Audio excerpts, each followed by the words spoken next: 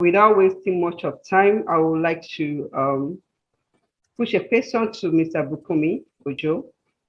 So part of the question, which is around, like I said, our topic is around unethical practice of cybersecurity lead to bribery and corruption.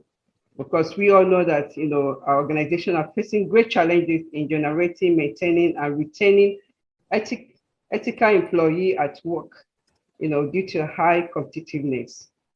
So of course, which is very rampant within the banking industry and the likes within the fintech as well. So I want to push a question to Mr. Bukunmi.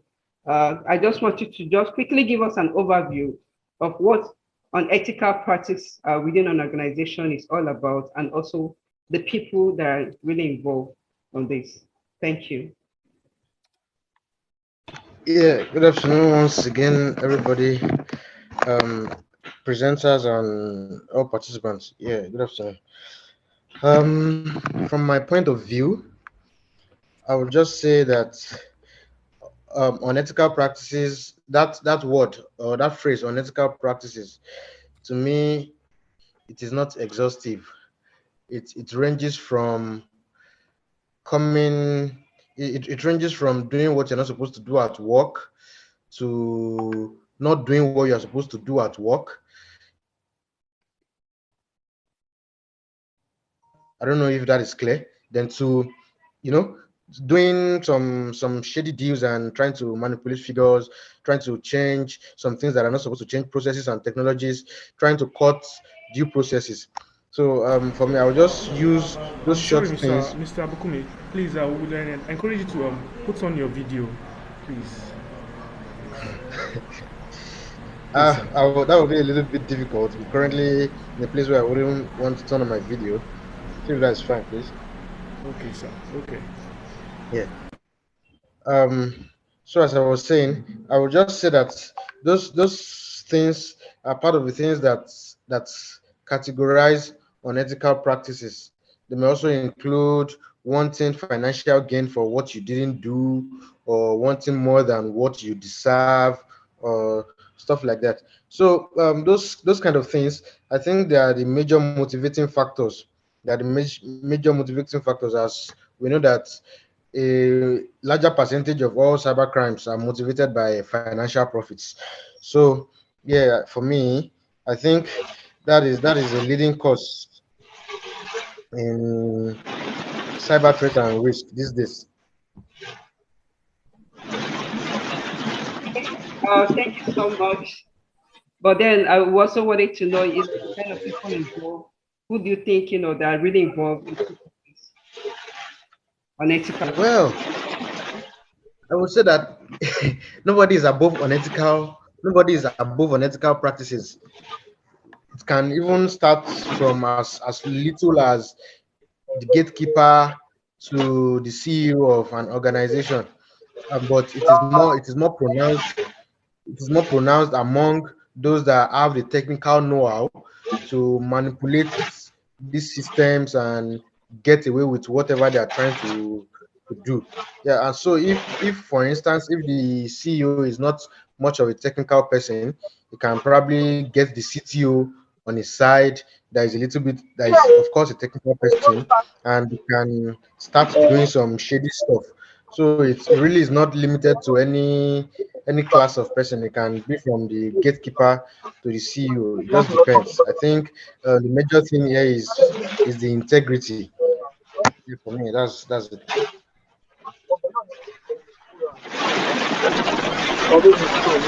Mr. Benson, can you please reduce your mic? It's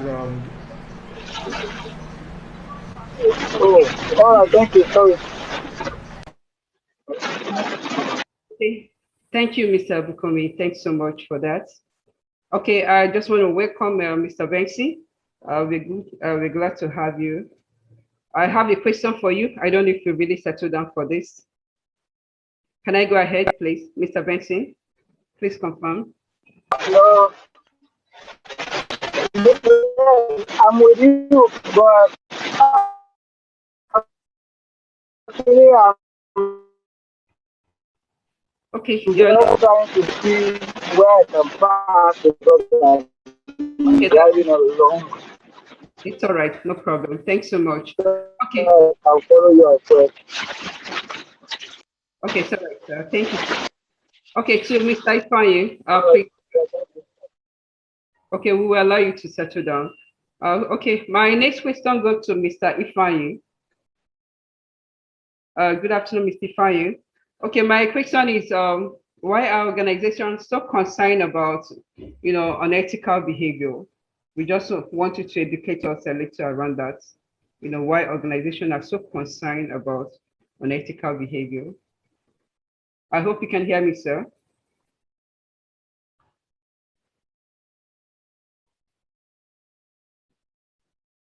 Hello, Mr. Ifeanyi. Looks like Mr. Ifeanyi is not currently available. Mr. Azeez. Mr. Azeez is online. Oh, okay. Okay, that's Mr. fine. Azeez is online. Okay. Good afternoon, Mr. Azeez. Please, my question to you, and I hope you can hear me clearly. So my question is, what is the contagious of, unethical leadership behavior within an organization? What is the contagiousness of unethical leadership behavior within an organization? So this is referring to Good afternoon, ladies and gentlemen. The question is pretty straightforward on contagiousness of unethical behavior in an organization. We have a popular saying that says, when the head is bad, the whole body just gets rotten as well. You see, several times we don't really understand the kind of influence we have on people who follow us. Perhaps we forget that people actually subscribe to you as a person, not the company or the brand itself alone. A lot of time, you are an inspiration to many of your staff, or even if it's not a privately owned company. Maybe you're working in a leadership position for an organization owned by someone else, or government agency or ministry. I was having a chat with someone this morning, and we're just talking, and it was talking about how people actually study leaders consistently to evaluate their behavior. So we need to understand this. If you understand this, we'll know that we inspire people a lot. Number two, when the leader does something wrong, it passes a signal to every other person that, yeah, we can do it, that perhaps this is acceptable. Even if you stand your ground and say, don't ever you do this, it is wrong, it is that. I say, okay, part of the problem. We will not do it, but you do it. The third thing is, when you do wrong thing, you've laid the wrong precedent, your moral justification to effect punishment on people who also violate those standards or or your procedures or protocols become really difficult, because you had already set the wrong precedent, and then they have done it. Then you need to justify why they are punishable and you are not punishable. So it is important, like in the law, they said ignorance is not an excuse. It is important that leaders, CEOs, HODs are constantly exposed to the new trend of on cyber practices generally, so that a well-meaning leader does not, out of ignorance or complacency or negligence, commit errors and mislead his followers, because it is highly contagious. It's like taking a very ferocious poison. It spreads very fast. I mean, it's worse with leaders. I mean, that's what I can say. Thank you. Thank you so much. I really appreciate that feedback, and you are really at some point. Okay, to be Mr. Bukunmi. Sorry, I have to utilize the resource I have, Okay, Mr. Bukunmi, please, my question to you. I just want you to kind of quickly, what are the unethical, cybersecurity issues, within an organization? I just need you to kind of mention a few and probably explain, if possible, unethical, cybersecurity issues. Okay. Thank you very much. There are quite a few. There are quite a couple of them, but I'll just touch on maybe two or three. Number one is the use of company resources in restricted areas, or let me say in more exposed areas like general internet, not, you get what I'm saying? Not a secluded, not used exclusively for company business. Like for instance, maybe you're on the company network or you have a company device, and it has been stipulated that because of the criticality of what we do, these devices and these resources can only be used to do a particular thing. You can imagine an employee logged onto a critical server and is trying to access a football streaming website.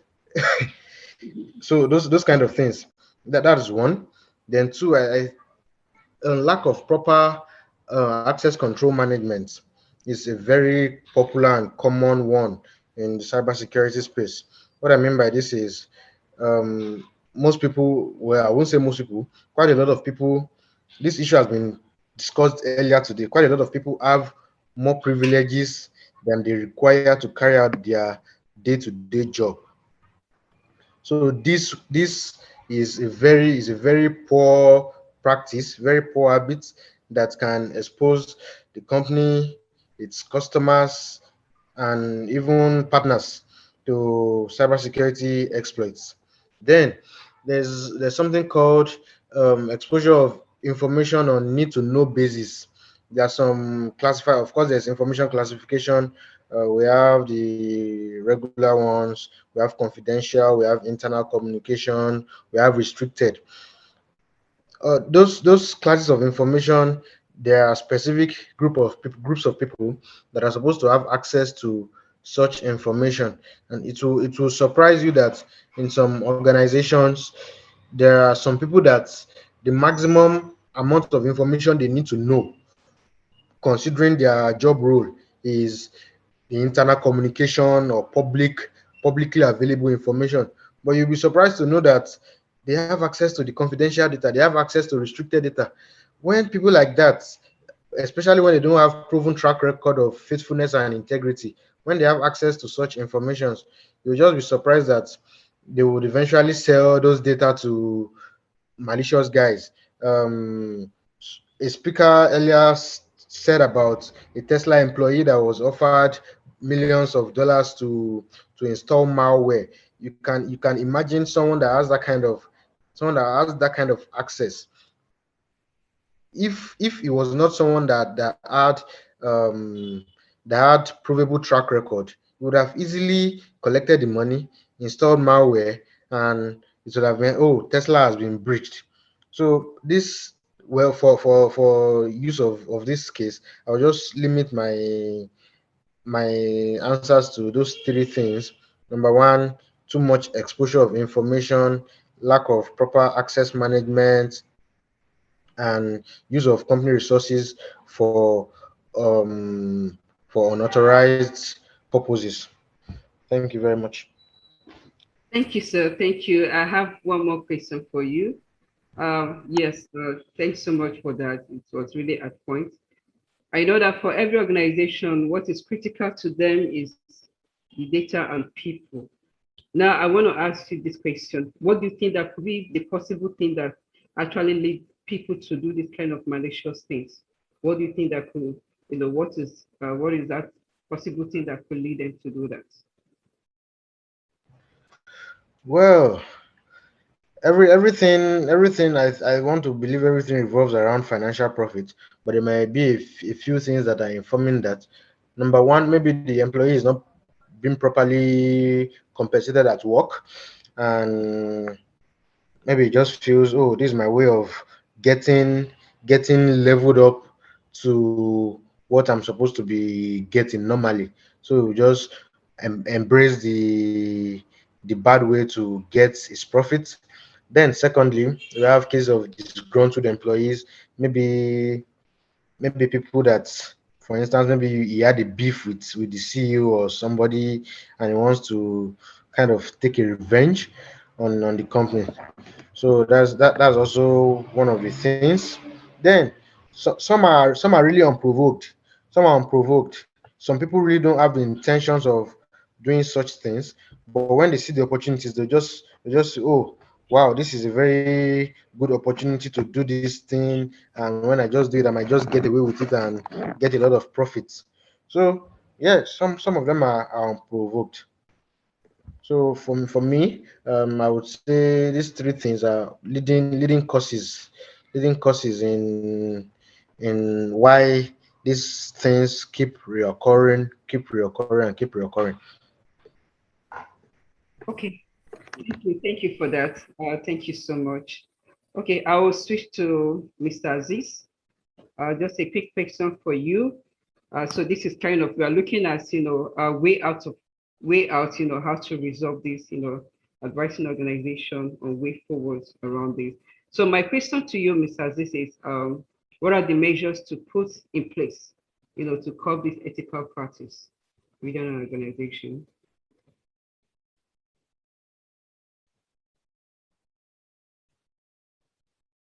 Hello, Mr. Aziz, I hope you heard Yes, me. thank you very much. Yes, sir. Thank you. Thank you very much for those questions. The things we need to put in place. I love the last speaker. He mentioned something about um, having beef with the CEO, all this kind of thing as an example. People might be unprovoked, some might be provoked. Systems, setting up.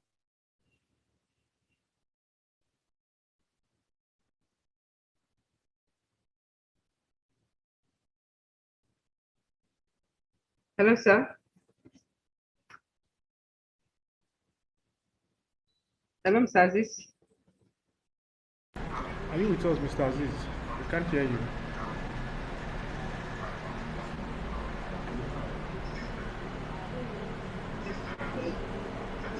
Mr. Aziz is offline. Mr. Aziz, we can't hear you. Are you online?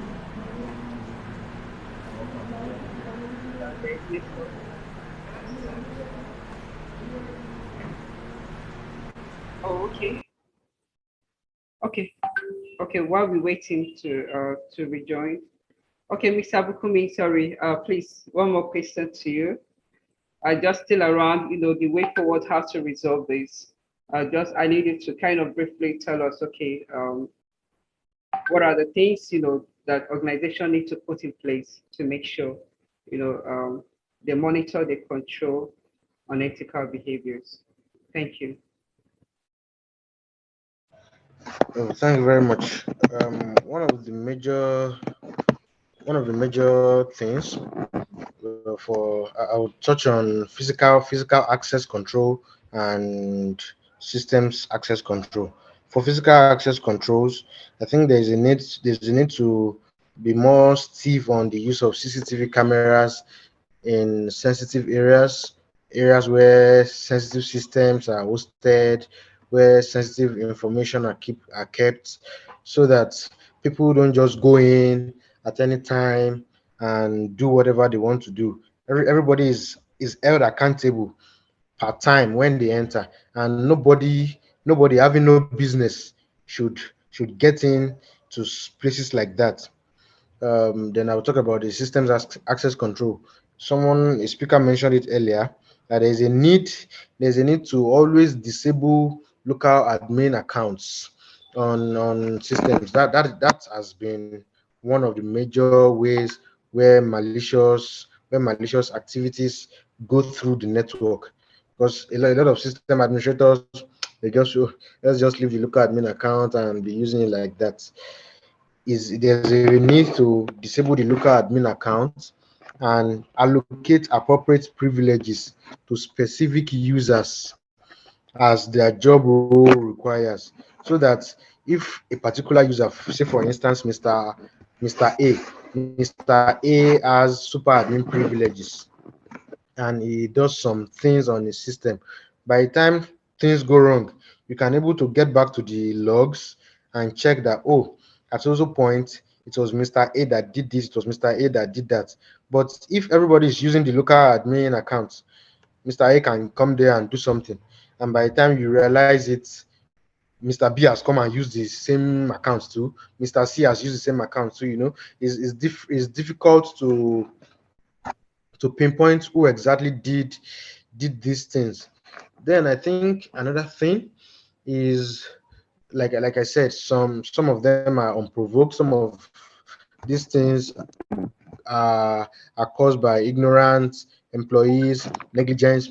I think we need to ramp up on information security awareness, especially among the non-technical staff, because even the technical staff, there might be some situations where maybe due to oversight or emergencies or stuff like that, there will be rush and they just tend to forget things and do things out of place, which might eventually make the system or the enterprise vulnerable or at risk to a cyber attack.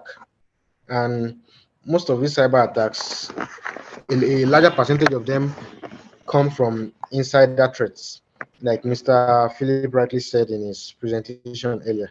So for me, those two things are important. Then thirdly, I would say that companies really need to do better. Companies really need to do better in, I would say, in form of compensation.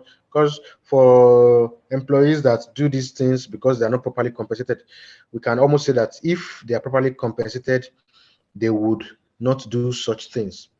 So I think that is very important to note. Yeah, for me that would be it. Okay, thank you so much. Before I allow Mr. Azeez to go ahead, please, if you have any question, feel free to drop in the chat. We have only 2 questions to take. Feel free to drop it on the chat box. Okay, back to Mr. Azeez. Welcome back, sir. Okay, the question was around the measures in organization need to put in place, to avoid or cope unethical practice. So you can go ahead. Okay, thank you very much. The first thing I was mentioning before I lost the internet was putting systems in place. Make sure you set up certain procedures, certain workplace, certain restrictions.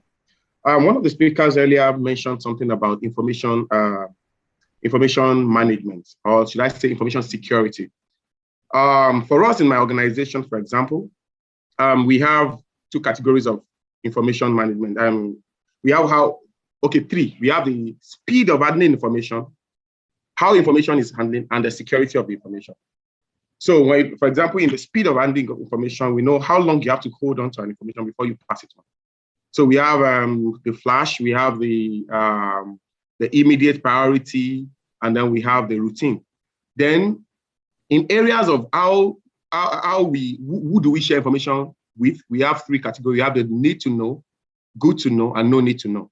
So you must know every information that, okay, this person needs to know and this person does not need to know. And I'll tell you how this is important. So that when you're talking about access control to some things, you don't fly around information that gives access to sensitive documents or sensitive area or even door, as little as maybe server room doors and everything. Some people can just easily, throw the password around and say, no, you can just press this number you get in, or allow just anybody to log into a computer or log into, open and enter into a room. Then when we now talk about information security, we now talk about what are the categories of classification of security of information. From our highest rating is secret, and top secret, we have confidential, we have restricted, and then we have unclassified. Unclassified are things that you can throw around. Restricted are the one you can only use within the company. And then confidential are things that are peculiar to people or to a situation or to an operation. And top secret are the ones that are just left for top management staff or for things. Now, those still fall under system. You need to be able to track people's activities. Should I put that as surveillance? There should be something that people know that something is looking at me. Let me say an example. I remember when I was 5 years, it was my worst birthday. My mother told me that once I become 5 years, that an angel will start writing down my sin. So okay, so I can't do this anyhow now. Somebody is writing down the sin. Well, before I realized that, I realized a lot of things about religion. That guided me for a very long time of my life. Knowing fully well that someone is looking over your shoulder can always put you in check. People want to break the rule deliberately or circumstantially. Or sometimes, nobody's looking, make I do, jackpot, that kind of thing. But if there is, or there are measures in place that someone knows that when he does something, it can be tracked, it can be caught. Maybe use of things like CCTV system, maybe log of access. For example, in some of our doors, where everyone that opens the door, whether you use your card or you use your thumbprint or you use your code, we know that you enter this place at this time.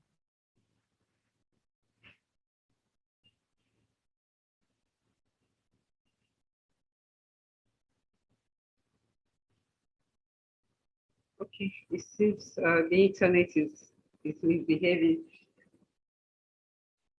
Hello, Mr. Azeez. Okay, this time, at this junction, we just want to say thank you. Does anyone have question for Mr. Bukunmi? Any question from anyone?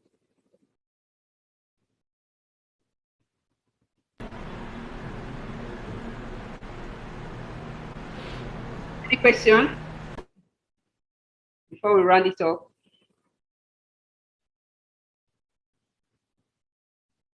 There's a question from Mr. Sylvester.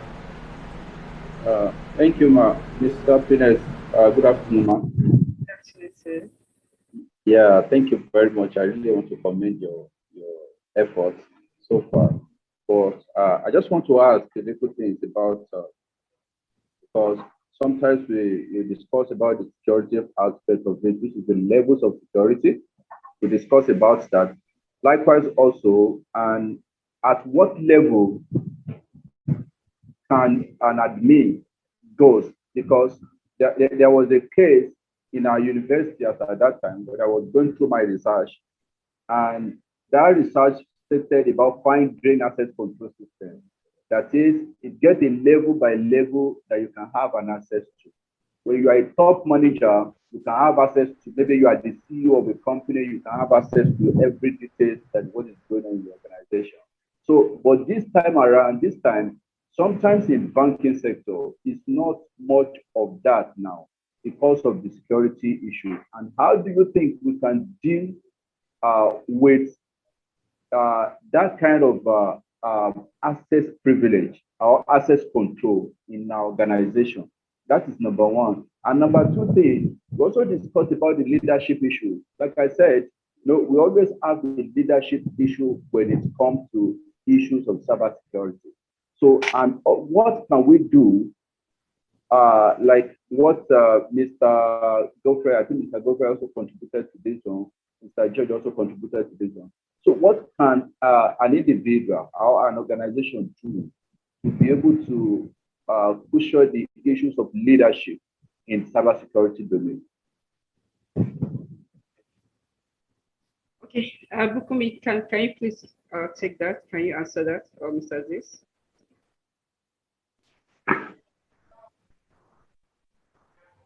Okay, I didn't quite get the first question properly. Maybe you could please. Yeah, the first question is just talking about how to limit access control, within maybe probably within the main users, how to limit access within the organization. Okay.